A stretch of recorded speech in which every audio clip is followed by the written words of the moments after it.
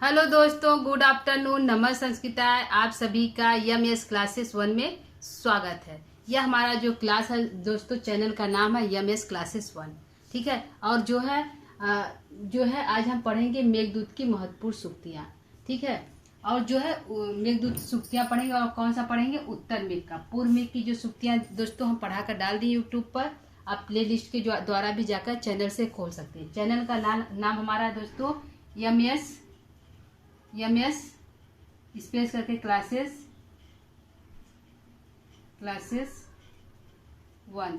ठीक है। ये हमारे क्लास का जो है चैनल का नाम है। यदि आप इस पर जाकर इसको ओपन करेंगे तो आपको जो है मिल जाएगा, आपको जो है हमारी जो क्लासेस। ठीक है। तो इससे पहले दोस्तों हम जो है किराता अर्जुनियम को जो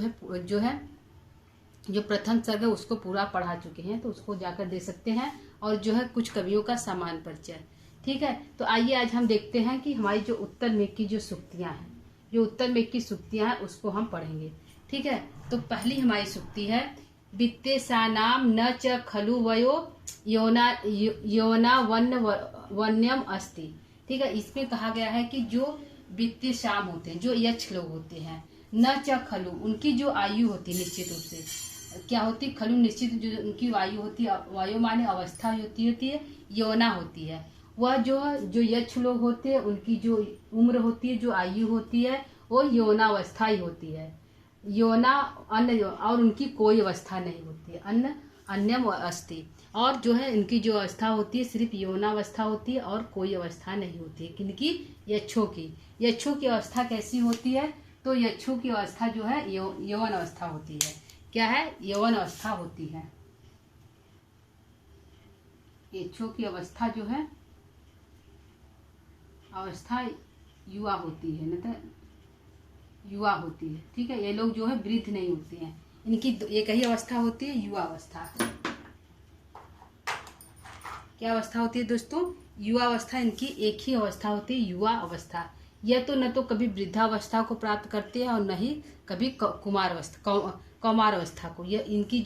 यह हमेशा जवान ही जवान रहते हैं, यह कभी बुढ़ापे नहीं होते। ये जो यक्ष और यक्षियाँ हैं वो हमेशा जवान रहते हैं, कभी यह वृद्धावस्था में नहीं जाते हैं, न ही यह कभी कौमारावस्था में जाते हैं। क्यों? क्योंकि यह जो यक्ष लोग होते हैं, वित्तेषाणाम, जो यक्ष लोग हैं, यह जो है देव कोटि के लोग हैं। क्या है? देव कोटि के लोग हैं। और यक्ष जो है, जो यक्षेश्वर है, कुबेर के नगरी में ये लोग निवास करते हैं। और यह जो देवनी कोटि में आते हैं, इसलिए इनको जो वृद्धत्व की प्राप्ति नहीं होती है। इनके आंखों में सिर्फ आंसू दो कारण हैं। इनके जिंदगी में जो है दुख कभी नहीं आता। कि दो कारण से इनके आंखों में आंसू आते हैं।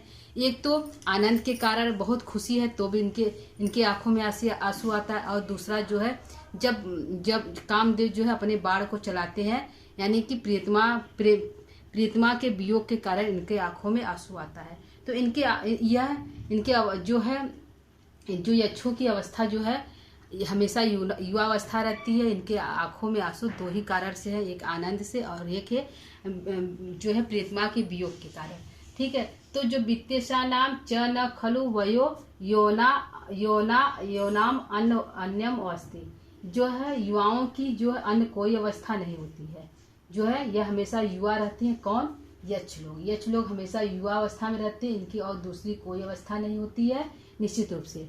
ठीक है। यह हमारा हो गया पहली सूक्ति का अर्थ। और दूसरा ये देखते हैं दोस्तों कि दूसरी हमारी क्या है। तो दूसरी हमारी, सूर्या पाए न खलु कमलम पुष्यति स्वामाभिख्याम। जो है सूर्या पाए माने सूर्य के अस्त हो जाने पर। क्या है? सूर्या पाए माने सूर्य के अस्त हो जाने पर जो कमल है, जो है कमल न खलु, जो कमल है वह मुरझा जाता है, सूख जाता है, बंद हो जाता है। क्योंकि जो है कमल जो है सूर्य के प्रकाश में ही खिलता है। वह जो सूर्य के प्रकाश में जो है सरोवर में खिलता है कब? जो सूर्य उदित रहता है। जैसे ही सूर्य अस्त हो जाता है उसकी जो कमल है वह मुरझा जाता है, उसकी ख्याति चली जाती है। स्वाम विख्याम, उसकी जो ख्याति होती है, जो प्रसिद्धि होती है, वह समाप्त हो जाती है। तो यक्ष यह कहना चाह रहा है कि हे मेघ, जब तुम मेरे घर जाओगे तो वहाँ पे मेरे घर को तुम पहचानो कैसे? इसकी पूरी व्याख्या है कि मेरे घर को तुम पहचानो कैसे। तो मेरे घर पर पुष्प और शंख और कमल के जो है चिन्ह बने हुए हैं दीवालों पर। और जो हमारा घर जो है दिनहीन है, क्योंकि जो घर का स्वामी होता है, यदि वह जो है जो घर का स्वामी है यदि वह जो है चला गया है, वह यदि जो घर का स्वामी यदि घर पे नहीं है तो घर की मरम्मत कौन करवाएगा, घर जो है बहुत सुंदर नहीं रहेगा। तो यहाँ पे यक्ष यही कह रहा है कि जब तुम जिस प्रकार सूर्य के अस्त हो जाने पर कमल की जो शोभा चली जाती है, उसी प्रकार मेरे दूर रहने पर मेरे जो भवन है उसकी भी शोभा समाप्त हो गई है। वहाँ पे तुम्हें सुंदरता नाम की कोई वस्तु दिखाई नहीं देगी। घर के महल जो है द्वार पे तुमको जो है कमल और शंख पुष्प के जो है चिन्ह दिखाई देंगे, क्योंकि उसी सूर्य के समान, क्योंकि मैं घर का सूर्य हूँ और मैं इस समय जो है अपने कुबेर के श्राप के कारण राम जो है रामगिरी पर्वत पे निवास कर रहा हूँ। तो जो मेरी घर की स्थिति है बहुत बुरी है। तो यहाँ पे जो है सूर्य से जो तुलना की कि जिस प्रकार सूर्य के अस्त हो जाने पर कमल की स्थिति खराब हो जाती है, उसकी ख्याति चली जाती है, उसी प्रकार मेरे दूर रहने पे मेरी घर की जो ख्याति है वह दिनहीन हो गई है। ठीक है, आइए दूसरी हम जो है देखते हैं तीसरे जो है सुक्तियों को। प्राय सर्वो भवति करुणा वृत्ति आद्रात अंतरात्मा। जो आद्र व्यक्ति होता है, जो आद्र व्यक्ति होता है, जिसके अंदर जो तो करुणा होती है, जो दूसरे के दुख को सुनते हुए उसके कंठ भर आते हैं, आंखों में आंसू छलक जाता है, ऐसे व्यक्ति के बारे में यक्ष कह रहा है कि जो प्राय यह सुना जाता है, देखा जाता है कि जो करुणा वृत्ति वाले होते हैं, जिनके अंदर दुख और सुख, यानी कि जिनके अंदर संवेग होता है कि दुख क्या है, सुख क्या है, दुख और सुख के बोध होने पर उनके आंखों में आंसू आ जाता है, या फिर सुख का बोध होने पर उनका चित्त प्रसन्न हो जाता है। ऐसे संवेग, ऐसे करुणामय वृत्ति वाले जो होते हैं, ऐसे करुणा वृत्ति वाले संसार में कुछ लोग पाए जाते हैं। ठीक है, तो ऐसे जो करुणामय वृत्ति वाले लोग हैं, ऐसे करुणामय वृत्ति की जो आत्मा होती है वो आर्द्र रहती है, हमेशा गीली रहती है। किस कारण?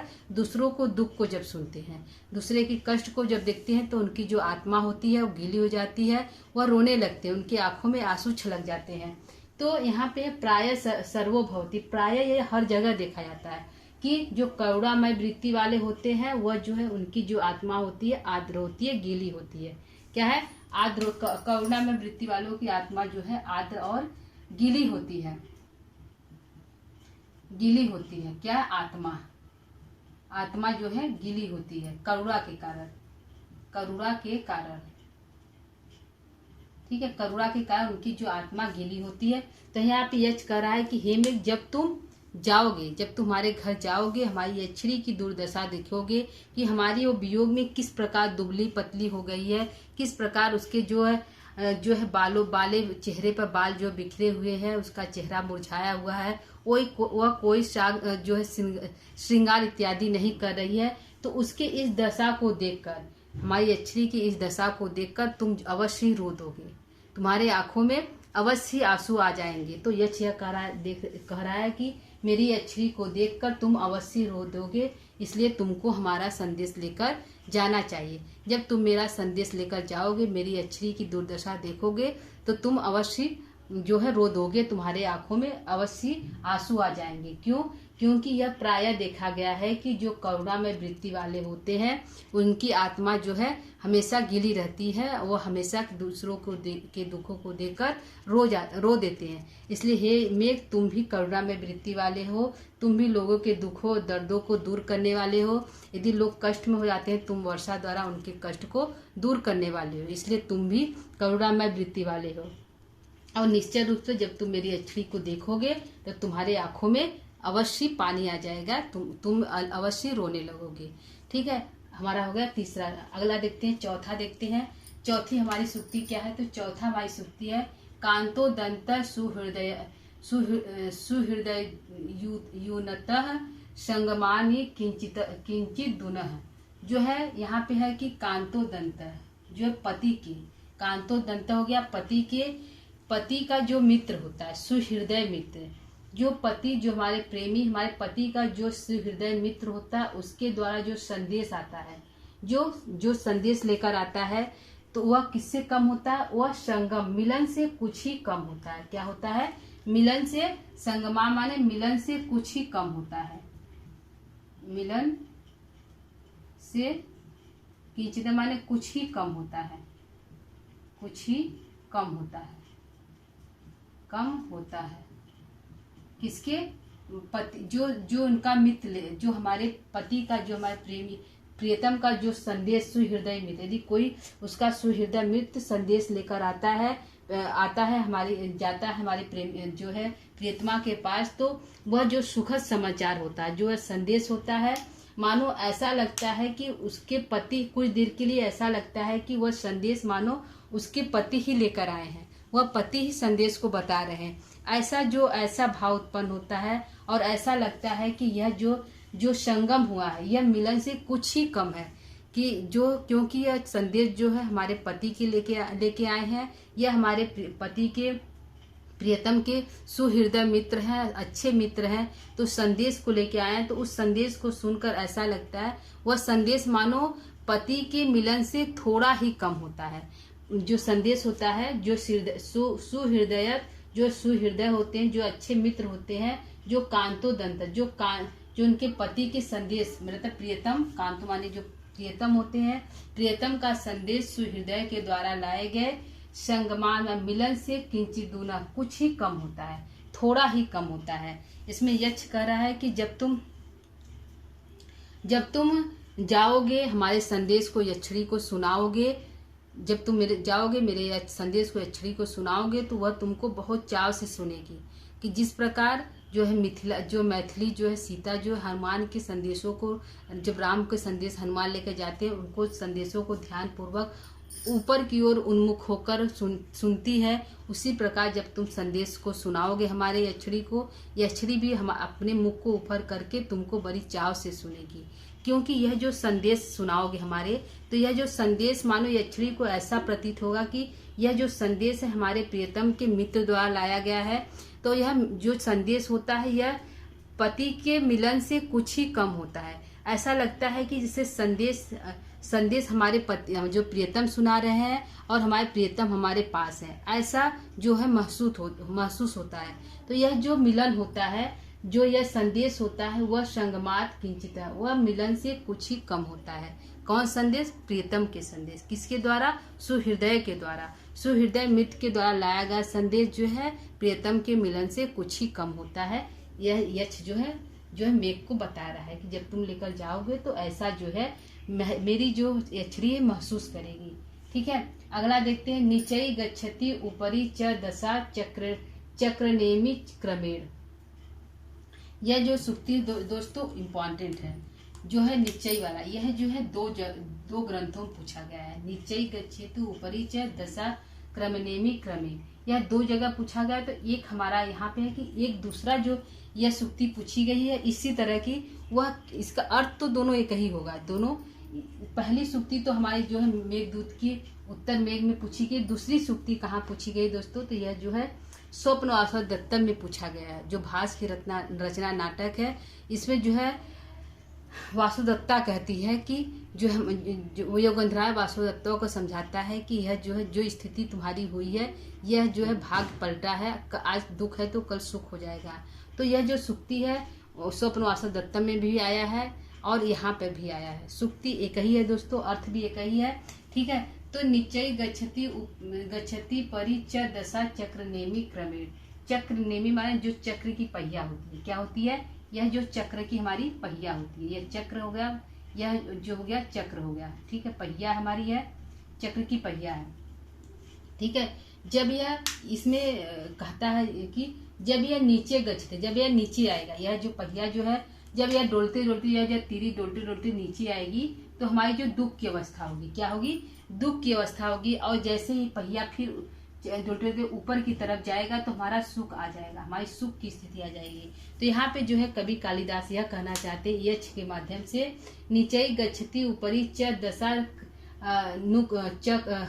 चक्रनेमि क्रमे। जो यह दशा होता है, कौन सी दशा? यह दुख सुख की जो दशा होती है, जो मिलन और बिछोह की जो दशा जो होती है, जो आज हमारे अंदर दुख है तो कल सुख होगा, आज हमें कम प्राप्त है तो कल ज्यादा प्राप्त होगा, आज हमें वियोग हुआ है तो कल संयोग होगा। तो यह जो अवस्था होती है दोस्तों सुख और दुख का, तो यह किसके समान होती है? चक्र में के पहिए के समान होती है। कि जिस प्रकार चक्र का पहिया पहले जो उसकी तीली होती है वह नीचे आती है, लेकिन कुछ देर बाद वह ऊपर चली जाती है, फिर वह ऊपर से फिर नीचे आती है, फिर नीचे से ऊपर चली जाती है। इसी प्रकार जो जीवन का चक्र है, इसी प्रकार जो है दोस्तों दुख और सुख का चक्र है, संयोग और मिलन का चक्र भी इसी तरह होता है। आज जो है दुख है तो कल सुख होगा, कल दुख, आज सुख है तो कल दुख होगा, यह निश्चित है। लेकिन यह जो क्रम है दोस्तों यह स्थिर नहीं रहता है, यह हमेशा परिवर्तित होता है। किसके समान? चक्र में पहिए के समान। जो चक्रनेमी है क्रमेण जो उसकी पहिए के समान, यह भी हमेशा बदलता रहता है, परिवर्तित होता रहता है, यह स्थिर नहीं रहता है। इसीलिए यह जो संसार की जो गति है नीचे, कभी यह ऊपर आती है, पहिया की जो तीली होती है कभी ऊपर आती है कभी नीचे आती है। उसी प्रकार भाग्य भी हमारा है। भाग क्या है? जो भाग हमारा है कि दुख और सुख जो है ज्यादा और कम है, वियोग और संयोग है, यह जो भाग होता है यह भी जो हमारे है क्रम नेमी के चक्र के समान होता है।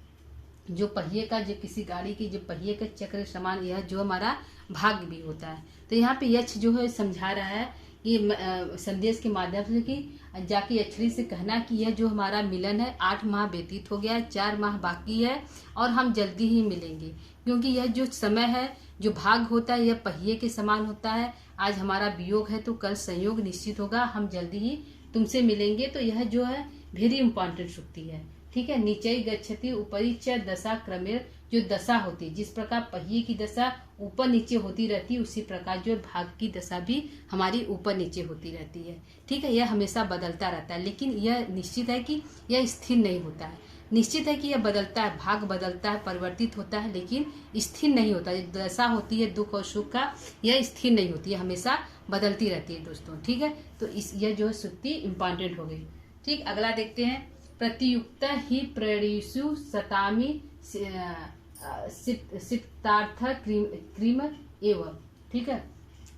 यहाँ पे जो है प्रतियुक्तम जो है यक्ष कहता है कि जो प्राणी जो सतामी प्राणेषु, जो सच्चे पुरुष होते हैं, जो है सच्चे पुरुष होते हैं, सत पुरुष होते हैं, सत पुरुष या सच्चे पुरुष होते हैं, जो सत्य पुरुष होते हैं, प्राणी माने पुरुष होते हैं, जो सत्पुरुष होते हैं, वह जो है जो इप्सितार्थ क्रिया में जो इप्सित कार्य दिए गए हैं, जो किसी के द्वारा यदि कार्य को दिया गया, क्योंकि यक्ष यहाँ पे अपने संदेश को ले जाने के लिए कहता है।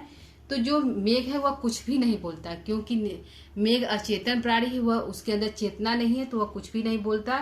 तो यक्ष सोचता है कि यह कुछ भी नहीं बोल रहा है, यह हमारे संदेशों को ले जाएगा कि नहीं ले जाएगा। तब वह कहता है कि तुम जो है सत्पुरुष होते हैं, जो सत्पुरुष होते हैं, यदि किसी के कार्यों को ले लेते हैं, जो सिद्ध कार्य किसी के कार्यों को ले लेते हैं, तो वह उसका प्रति उत्तर नहीं दे। प्रत्युत्तर माने उसका उत्तर दिए बिना ही कार्य को करते हैं। क्या करते हैं? प्रति उत्तर माने प्रति उत्तर नहीं देते हैं, प्रति उत्तर नहीं देते हैं। कौन? जो सत्पुरुष होते हैं। जो सत्पुरुष होते हैं प्रति उत्तर नहीं देते। यदि किसी कार्यों को ले लेते हैं तो उसका प्रति उत्तर नहीं देते हैं, और उस जो इप्सित कार्य है, इप्सितार्थ क्रिया में जो इप्सित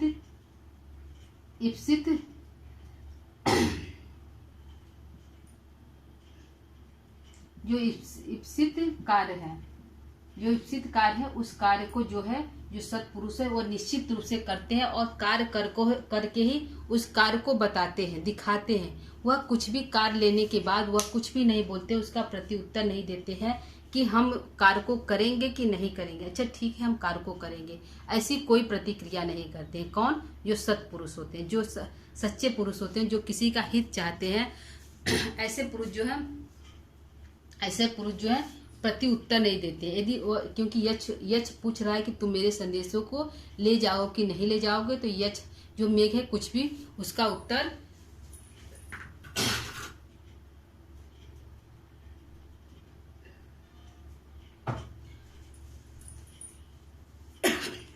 ठीक है दोस्तों। तो जो यक्ष है उसका कुछ भी प्रति उत्तर नहीं देता है कि हम ले जाएंगे कि नहीं ले जाएंगे, क्योंकि यक्ष मान लेता है कि वह यक्ष कहता है कि जो सत्पुरुष होते हैं, जो सच्चे पुरुष होते हैं, यदि वह किसी के कार्यों को ले लेते हैं, करने की जिम्मेदारी ले लेते हैं, इच्छित कार्यों को करने की जिम्मेदारी ले लेते हैं, तो उसको बिना कहे ही, बिना उसका प्रति उत्तर दिए ही है कि हाँ ठीक है हम करेंगे कि नहीं करेंगे, या हम इतने समय में कर देंगे, इसका भी कोई उत्तर नहीं देते हैं। कौन? जो सत्पुरुष होते हैं, बिना उत्तर दिए ही उस कार्यों को कर देते हैं और करके बताते हैं कि हम कार्यों को कर दिए हैं। ठीक है, यह जो है यच कहता है मेघ से। ठीक है दोस्तों, तो यह हमारी हो गई सूक्तियाँ। कितनी सूक्तियाँ? 6 सूक्तियाँ। यह वेरी इंपॉर्टेंट है सूक्तियाँ दोस्तों, और जो है मेघदूत के उत्तर में का है। 6 सूक्तियाँ जो परीक्षा में पूछी गई इंपॉर्टेंट है। एक बार हम सूक्तियों को फिर रिपीट कर लेते हैं। पहली हमारी सूक्ति है वित्तेसा नाम न च खलु वयो योना वन्य अस्ति। जो यक्षों की जो अवस्था होती है वह सिर्फ युवावस्था होती है। वह जो किसी और अवस्था को नहीं प्राप्त करते, वह हमेशा युवावस्था में रहते, न तो वह कमौरावस्था को प्राप्त करते हैं और न ही वृद्धावस्था को। और दूसरा देखते हैं सूर्यापाय न खलु कमलम पुष्यति स्वामभिख्यानम। जिस प्रकार सूर्य के अस्त जाने पर कमल की कोई ख्याति नहीं रहती, वह जो है मुरझा जाता है, उसी प्रकार मेरे न रहने पर मेरी जो घर की अवस्था है वह दिनहीन हो गई है। यह अच्छा बताता है मेघ से। प्राय सर्वो भवति करुणावृत्ति आद्र आत्मा। जो प्राय सभी लोग होते हैं इस संसार, प्राय ऐसे सभी लोग होते हैं जो करुणावृत्ति के होते हैं, जिसके अंदर करुणा होती है, संवेग होता है। यदि वह दूसरे के दुख को सुनते हैं तो उनकी जो आत्मा है वो गीली हो जाती है, वह रोने लगते हैं, उनका कंठ भर आता है।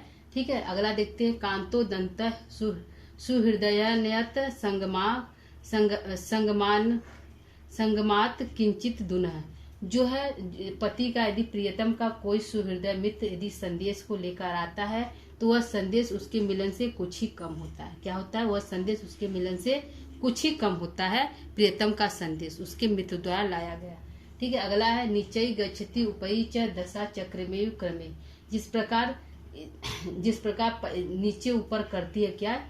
चक्र की पहिया। जिसका चक्र की पहिया ऊपर नीचे उसकी तिली करती रहती है, उसी प्रकार जो है यह जो संसार जो है, यह जो भाग होता है वह भी ऊपर नीचे करता होता है। जो जीवन चक्र है वह भी बदलता रहता है, स्थिर नहीं रहता। आज सुख है तो कल दुख है, यह स्थिति हमेशा बदलती रहती है। किसके समान? चक्रनेमी पहिए के समान। ठीक है, चक्रनेमी क्रमेण के समान यह भी बदलती रहती है, कभी ऊपर कभी नीचे होती है। अगला प्रतियुक्तम ही प्रायसु सतामी ईप्सितार्थ क्रिय में। जो सत्पुरुष होते हैं या वो यदि किसी कार्यों को ले लेते हैं तो उसका प्रति उत्तर नहीं देते हैं और इच्छित कार्यों को शांतिपूर्वक करते हैं। ठीक है, यह जो हमारी सूक्ति का अर्थ हो गया दोस्तों। तो 6 सूक्तियाँ हमारी थी उत्तर मेघ में, जो 6 इम्पॉर्टेंट है।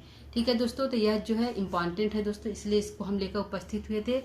इसके जो पूर्व मेघ की है उसको भी हम 10 सूक्तियाँ थी इम्पॉर्टेंट दोस्तों, तो 10 सूक्तियों को पढ़ाकर यूट्यूब पर डाल दिए हैं या फिर जाकर प्ले लिस्ट से देख सकते हैं। इसमें सिर्फ 6 सूक्तियाँ थी, तो इसको हम लेकर उपस्थित हुए दोस्तों। तो आज के क्लास हमारा कैसा लगा? उम्मीद करती हूँ कि आपको हमारा क्लास अच्छा लगा होगा, समझ में आया होगा। ठीक है, तो आज की क्लास को यहीं पर हम विराम देंगे, समाप्त करेंगे। कल हम नया टॉपिक लेकर उपस्थित होंगे दोस्तों। तब तक के लिए क्लास को यहीं पर विराम करेंगे। नमः संस्कृताय। राम राम।